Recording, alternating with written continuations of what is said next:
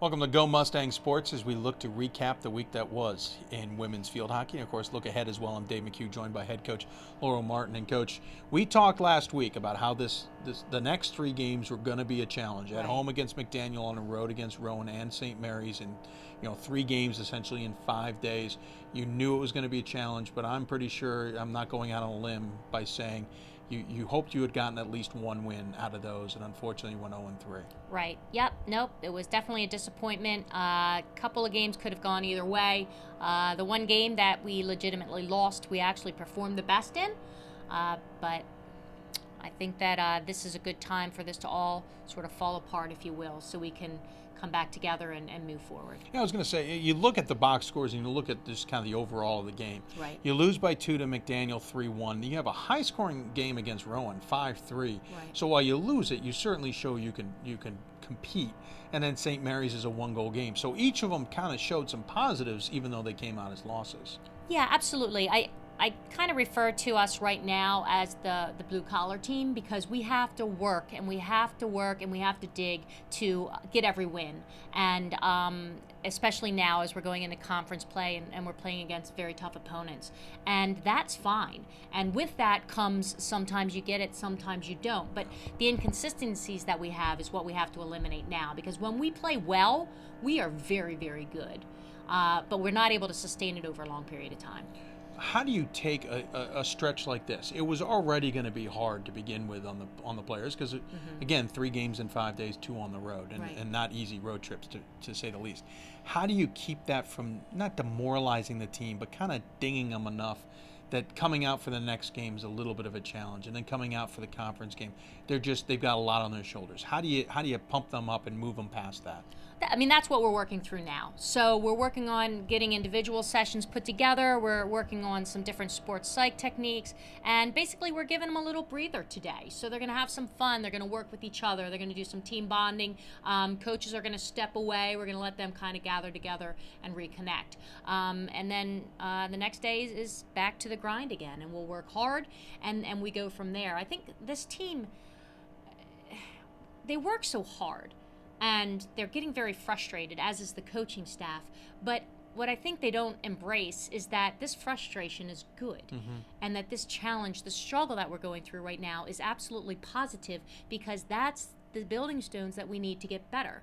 I mean, we're coming from a Rowan game where we gave them a legitimate fight, especially the first half. We showed with them. We actually, in my opinion, outplayed them for one half. Certainly not the second half, but the first half.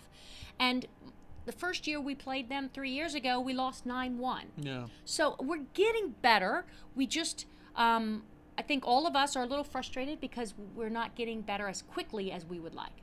You talk about the team kind of responding from all that and looking ahead to conference play. You're still putting goals in. You're still playing well. You point out difference of 9 to 5 goals against Rowan. That's significant over the couple of years. You're playing better defense.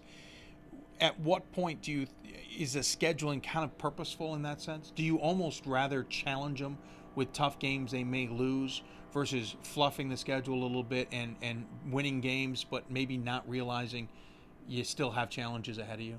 Yeah, scheduling is tough. I mean, it's like a middle school dance.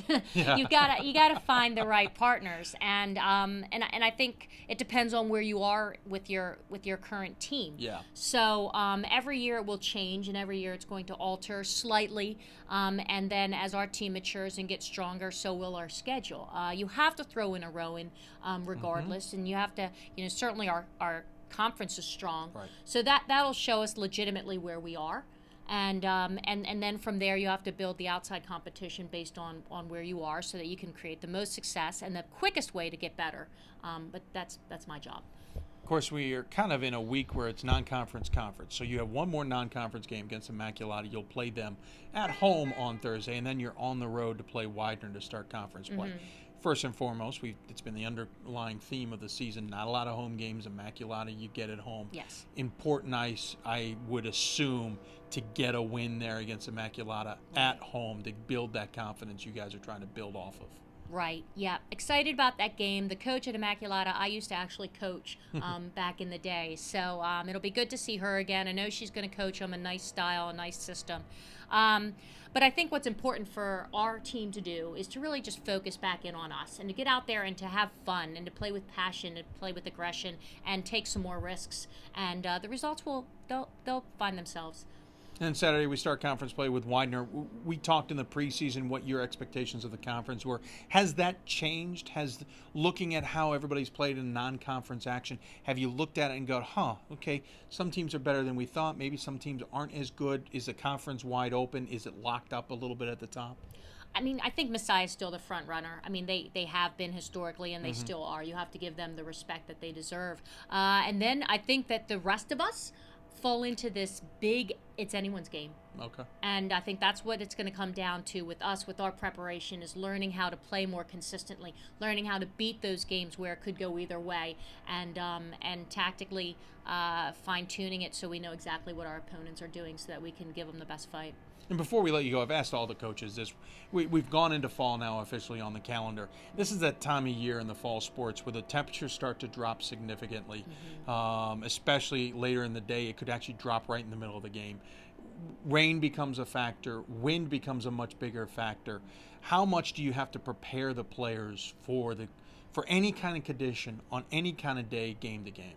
Yeah, well, we'll have to bring out the cold weather gear just in case that happens. But other than that, I mean, we'll practice in anything that we would play a game in. So hopefully that's the preparation that they'll need. We don't put a big emphasis on the weather or on things that are outside of our control. In fact, that's the thing we really want to get the farthest away from. So we just focus in on ourselves and our ability to control the game with our tempo and our skills. And quickly, for anybody who doesn't know field hockey that well, you will play in most conditions, but there is a point because of the equipment being used and the ball that you may not play that a sport like soccer or football would continue playing. Can you just kind of a brief idea on what that means? Well, just simply because of the size of our ball, it's similar to a baseball size for those of you that don't know field hockey, and it's rolling on the turf. So if it's inundated with water, the ball simply will not roll, and then it can become dangerous, and sticks can fly out of your hands if it's too wet, that sort of a thing. So the officials, based on how much of a